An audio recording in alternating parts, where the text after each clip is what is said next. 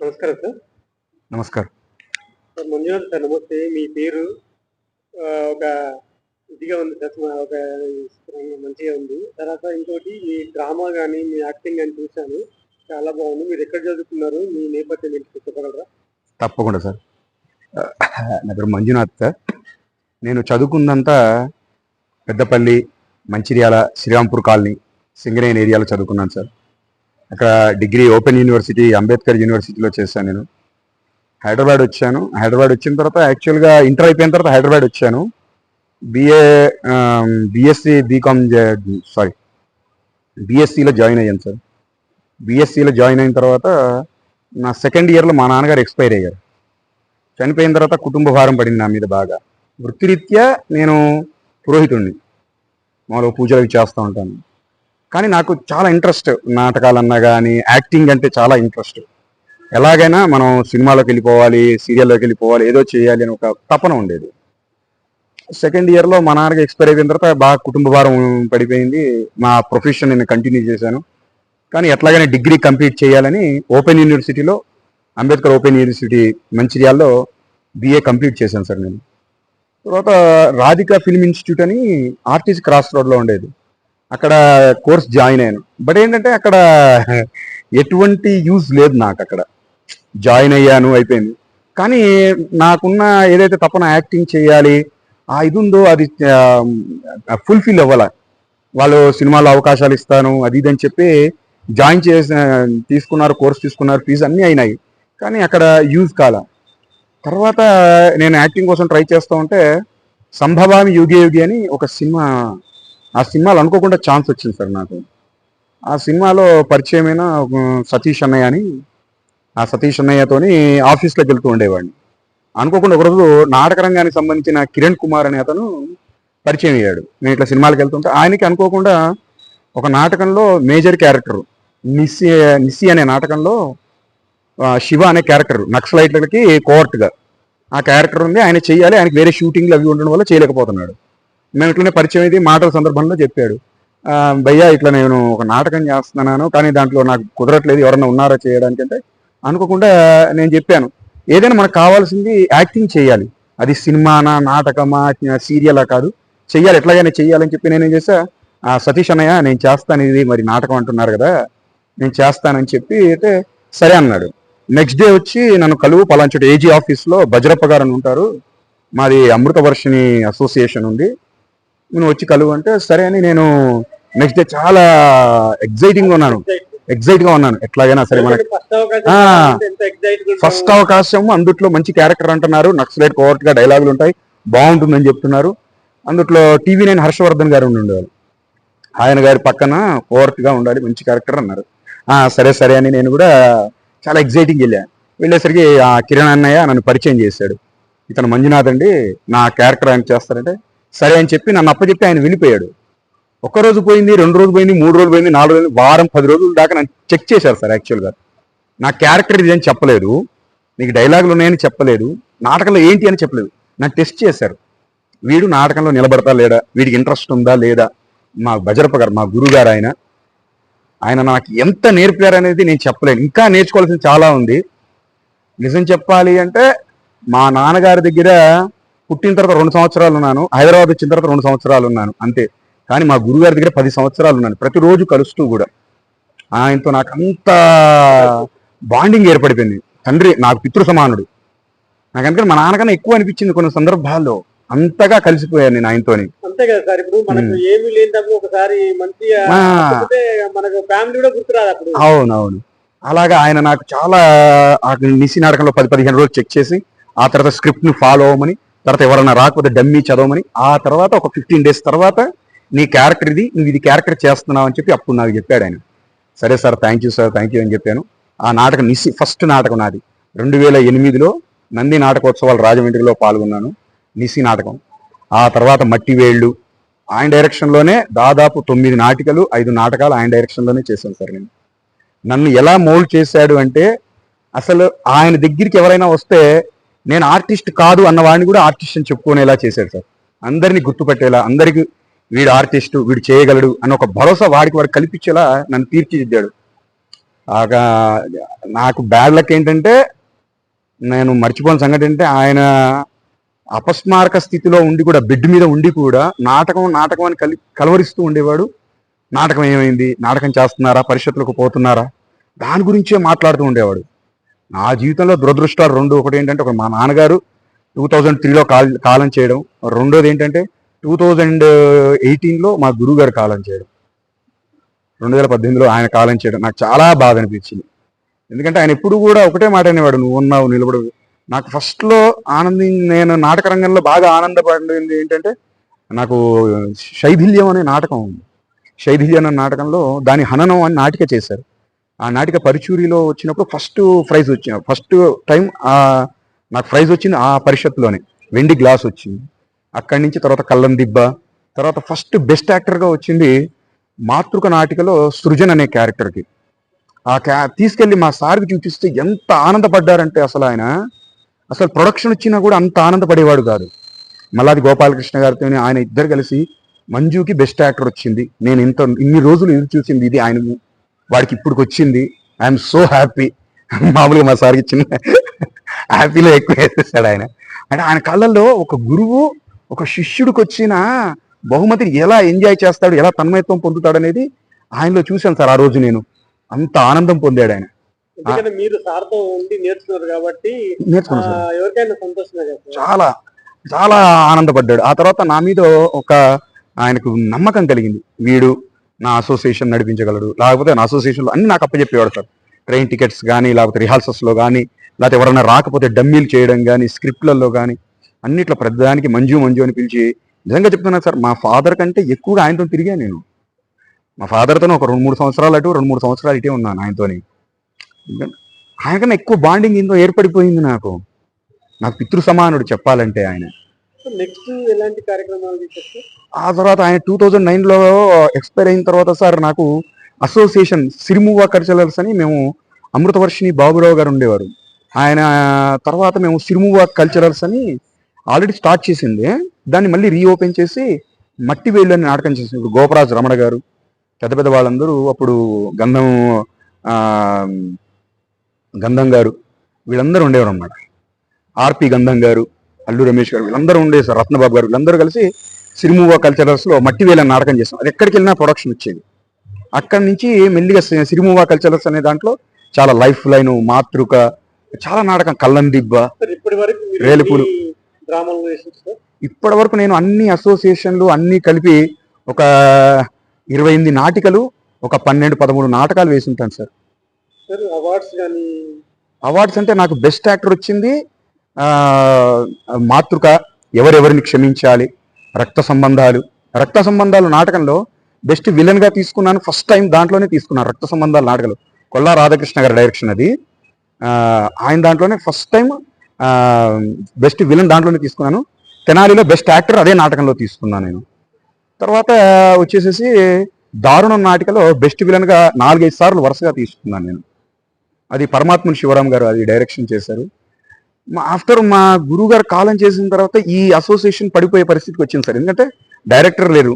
మా రైటర్ గారు రావితూతల ప్రేమ్ కిషోర్ గారు, ఆయన 10th బోర్డులో కమిషనర్గా చేసి అన్ఎక్స్పెక్టెడ్గా క్యాన్సర్ వచ్చి ఆయన ఎక్స్పైర్ అయ్యారు. సో ఒక అసోసియేషన్కి మెయిన్ పిల్లర్స్ డైరెక్టరు, రైటరు, వీళ్ళిద్దరూ లేరు సార్. సో ఆర్గనైజ్ కూడా నేను చూసుకున్న పెద్దవాళ్ళు వాళ్ళు ఉంటే నాకు అదో బలం, నాకు ధైర్యం ఉండేది. వాళ్ళు లేకపోతే సార్ చాలా ఇదైపోయింది నాకు.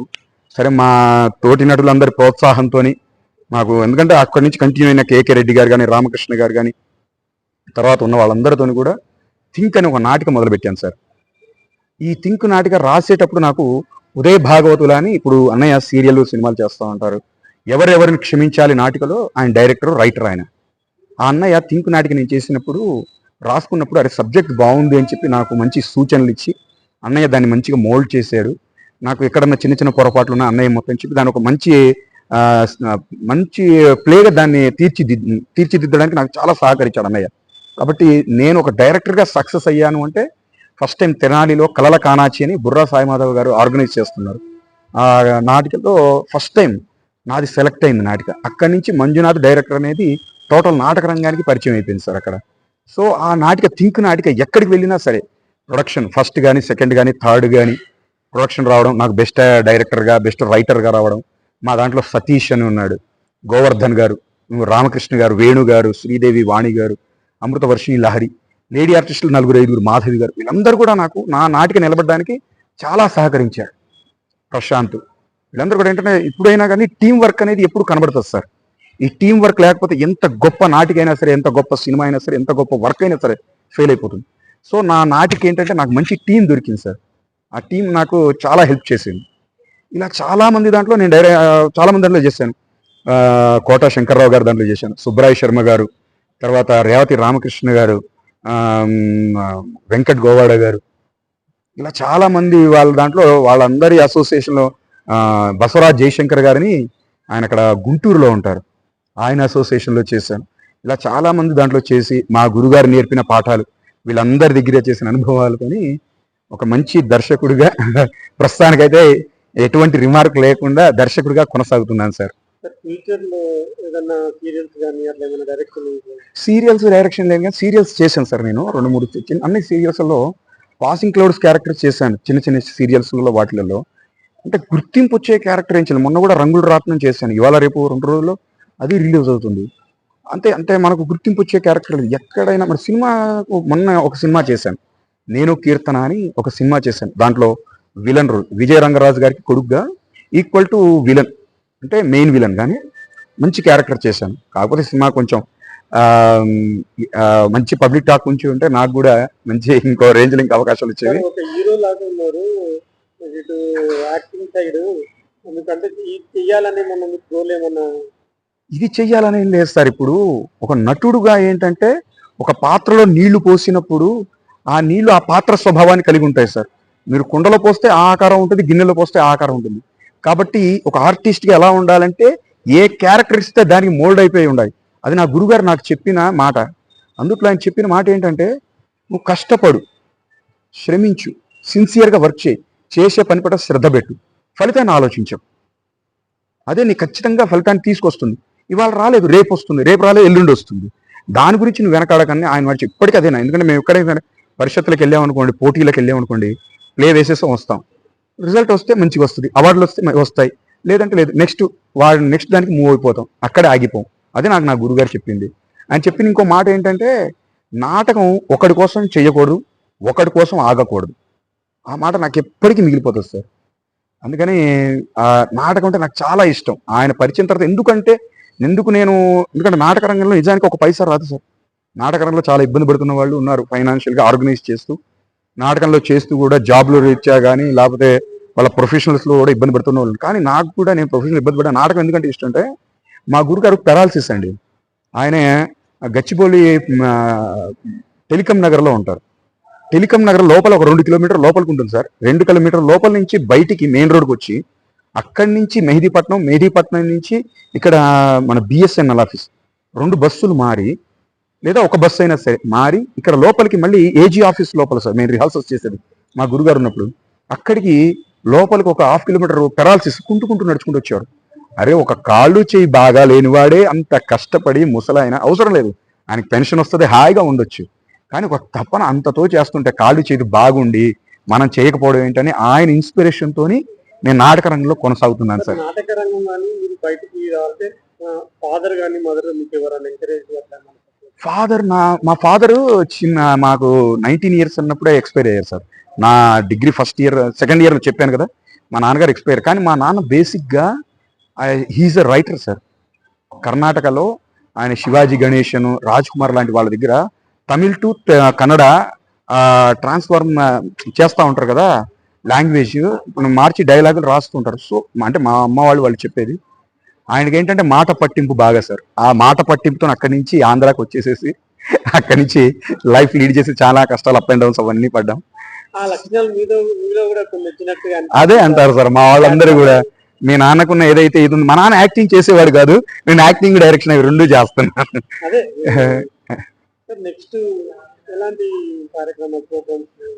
నెక్స్ట్ ప్రోగ్రామ్ ఏంటి సార్? నాటకం సార్. నా అసోసియేషన్, నా గురుగారి కోసం నేను నాటకం చేస్తున్నాను సార్. ఇప్పుడు మేము మొన్న చేసాం, దివాకర్ బాబు గారిని, ఆయన మాడబూచి దివాకర్ బాబు గారు, ఆయన ప్లేలో ఆయన రాసిన ఒక ప్లే చేశాను, మాట్లాడుకుందామని. అది మంచి సబ్జెక్టు. కాకపోతే ఇప్పుడు జనాలు ఏంటంటే చూసే దృష్టిని బట్టి ఉంటుంది సార్. అది అది మంచి సబ్జెక్ట్, అది చేశాను. భూతకాలం అని ఆయన రాసిన దాంట్లోనే వెంకట గోవాల గారిది, అది భూతకాలం అని, దాంట్లో కూడా మంచి క్యారెక్టర్ చేస్తున్నాను. ఈ 2 నాటకాలు ప్రశ్న చేస్తాను నా ఓన్ ప్రొడక్షన్లో. నేను ఇప్పటివరకు సార్ మా గురుగారు ఎక్స్పైర్ అయిన తర్వాత 7-8 నాటకాలకు డైరెక్షన్ చేశాను సార్. అసురదేవభవ, థింక్, హక్కు, కొరడ, అమృత గరళం, జనని మాతృభూమి. మొన్న ఏజీ ఆఫీస్ వాళ్ళకు కూడా ఒక నాటిక చేశాను, నేరం ఎవరిది, మాట్లాడుకుందాం. ఇలా దాదాపు 7-8 నాటికలు చేశాను సార్. బయట వాళ్ళ దాంట్లో కూడా యాక్టింగ్ చేశాను నేను. ఇలా అంటే ఎక్కడ స్కోప్ ఉంటే అక్కడ చేసుకుంటూ వెళ్తున్నాను వీలైనంత వరకు. నాటక రంగంలో లైఫ్ ఎలా ఉంటుంది, లైఫ్ ఎలా లీడ్ చేస్తుంది? లైఫ్ ఎలా, నాటక రంగం గురించి సార్ ఒకటి ఏంటంటే, ఏదైనా నేర్చుకోవాలి అంటే నాటక రంగంలో ఉండాలి సార్. ఏదైనా సాధించాలంటే దీన్ని వదిలిపెట్టి అక్కడ కొన్ని రోజులు వెళ్ళాలి సార్. ఇది అందరికీ తెలుసు. ఇదంటే కొంతమంది ఒప్పుకుంటారు, కొంతమంది ఒప్పుకోరు సార్, అంతే. ఎందుకంటే నేను మా గురుగారు ఉన్నప్పుడు కానీ, గురుగారు పోయిన తర్వాత కానీ, రీసెంట్ 2-3 ఇయర్స్ నుంచి నాకు చాలా అవకాశాలు వచ్చాయి సార్. సీరియల్స్లో కానీ, సినిమాల్లో కానీ. సుహాస్ గారని మీకు తెలిసే ఉంటుంది, కలర్ ఫోటో సుహాస్ గారిది. ఆయన దాంట్లో నేను ఆడిషన్లో సెలెక్ట్ అయ్యాను. వారం రోజులు నాకు షూటింగ్ చెప్పారు వాళ్ళు. వారం రోజులు షూటింగ్ చెప్పినప్పుడు అనుకోకుండా మధ్య రోజు 23rd రవీంద్ర భారతిలో బిఎన్ రెడ్డి గారిది సురవరం ప్రతాప్ రెడ్డి నాటిక పడింది. ఆ నాటిక పడ్డప్పుడు వాళ్ళు అన్నారు, సార్ నాకు ఒక్కరోజు ఆఫ్టర్నూన్ నుంచి వదిలేయండి, నన్ను మార్నింగ్ అంతా షూటింగ్ ఉంటాను, ఆఫ్టర్నూన్ ఏంటి వాళ్ళు అన్నారు, సార్ 7 రోజులు సార్, ఒక్కరోజు ఎలా వదిలేస్తాం, అందరూ కాస్టింగ్ క్రూ ఉంటారు, మిమ్మల్ని ఒక్కరు ఎవరడం కష్టం సార్, మిమ్మల్ని ఏమనుకోకండి, మీకు కావాలంటే చెప్పండి, మీరు వేరే వాళ్ళు మేము చూసుకుంటాం, మీరు ఏమనుకోకండి అన్న. అదే డైరెక్టర్ గారిని అడిగితే ఆయన అన్నాడు, లేదు మంచి అంటే నిజంగా చెప్పాలంటే దాంట్లో మంచి క్యారెక్టర్ నాది కూడా, సూత్రధాడు క్యారెక్టర్. ఆయన అన్నాడు, మంజు ఈ టైంలో నాకు కష్టం ఇది అన్నాడు. నాటకం కోసం సినిమాలు అవకాశం వదిలేశానండి. అలా చాలా వదిలేశాను సార్, సీరియల్ కానీ సినిమాలు కానీ. కరెక్ట్గా మా నాటక రంగం వాళ్ళకున్న ఇదేంటంటే, కరెక్ట్ నాటకం పడ్డ ప్రోగ్రామ్ ఒప్పుకున్న రోజు ఏదో ఒక సీరియల్లో కానీ, సినిమాల్లో కానీ, వెబ్ సిరీస్లో దేంట్లో ఒక దాంట్లోనో ఖచ్చితంగా సార్ మీకు వాళ్ళ షూట్ ఉంది వస్తారా అని అడుగుతారు. మిగతా ఖాళీగా ఉన్నప్పుడు ఇది రాదు, ఆ ఆఫరు రాదు. కరెక్ట్గా ప్రోగ్రామ్ ఉన్నప్పుడే సార్ వస్తారా మీరు, మీకు క్యారెక్టర్ ఉంది అని అంటారు. మేము ప్రోగ్రామ్ ఇది ముందే ఒప్పుకుంటాం. కమిట్మెంట్ నాటక రంగంలో ఖచ్చితంగా కావాల్సింది ఏంటంటే కమిట్మెంట్, సిన్సియారిటీ. లేదు సార్, అంటే నాకు సీరియల్ చేయాలని ఉంది సార్, సీరియల్ కానీ ఏదైనా చేయాలని ఉంది. కానీ ప్రస్తుతానికి నా స్తోమత ఏంటి అంటే, నా ఇదేంటంటే యాక్టింగ్ చేయాలి. నాకంటూ ఒక గుర్తింపు తెచ్చుకోవాలి. నాకు ఒక మాట బాగా గుర్తుండిపోయింది సార్. అలా గుర్తింపు నాటక రంగంలో వచ్చింది సార్. ఒక స్టెప్ ముందుకు వెళ్ళాలి కదా. ఎప్పుడు ఒక మనిషి ఇంకో మెట్టు మీద ఏముందని తెలుసుకోవడంలో ప్రయత్నం లేదు కదా సార్. నేను సినిమాలో కూడా సార్ అవకాశం కోసం చాలా ప్రయత్నించినప్పుడు, ఆడిషన్స్కి వెళ్ళినప్పుడు కానీ, ఆఫీసులకు వెళ్ళినప్పుడు చాలా మంది అడిగిన విషయం ఏంటంటే, నువ్వు ఇంతకుముందు ఎక్కడైనా చేసావా సార్? ఎవ్వరు ఏ అవకాశం ఇవ్వకపోతే ఎవడైనా ఎక్కడ చేస్తాడు సార్? ప్రతి ఒక్కరికి ఈ విషయం అర్థం కాదు. ఇంతకుముందు ఎక్కడైనా చేసావు, ఇదే ప్రశ్న ప్రతి ఒక్కళ్ళు. ఎవడైనా ఎక్కడైనా చేస్తే కదా, ఎవడైనా అవకాశం ఇస్తే కదా సార్, ఎవడైనా అక్కడ అవకాశం ఇస్తే కదా తర్వాత సార్ మేము పలానా చోట చేసాం. ఇప్పుడు నాటకాలు నేను 10 నాటకాలు చేశానని చెప్తాను, 29 నాటకాలు చేశానని చెప్తాను. చెప్పగానే ఓ డ్రామా ఆర్టిస్టా, సరేలేండి అంటారు. సీరియల్లో సినిమాలో మేము చేస్తే అవకాశం ఇవ్వాలి కదా మాకు. సినిమా అవకాశానికి వెళ్ళాను. గుర్తింపు పొందిన వాడు అంటే నేను సార్ నాటక రంగంలో ప్రతి ఒక్కరు గుర్తింపు పొందిన వాళ్ళే సార్. ఇప్పుడు రీసెంట్గా మేము అక్కిని చేసినప్పుడు తనికెళ్ళ భరణి గారి దగ్గర నుంచి తీసుకున్నాం. మేము అక్కడ తెనాలిలో చేసినప్పుడు బుర్రా సాయిమాధవ్ గారి దగ్గర నుంచి ప్రశంసా జ్ఞాపిక తీసుకున్నాం, అది ప్రదర్శన జ్ఞాపిక తీసుకున్నాం బుర్రా సాయిమాధవ్ గారి దగ్గర నుంచి. రమణాచారి గారి దగ్గర, కేవి రమణాచారి గారు రిటైర్డ్. నాకు చెప్తున్నా కదా సార్, ఏదో చెయ్యాలి.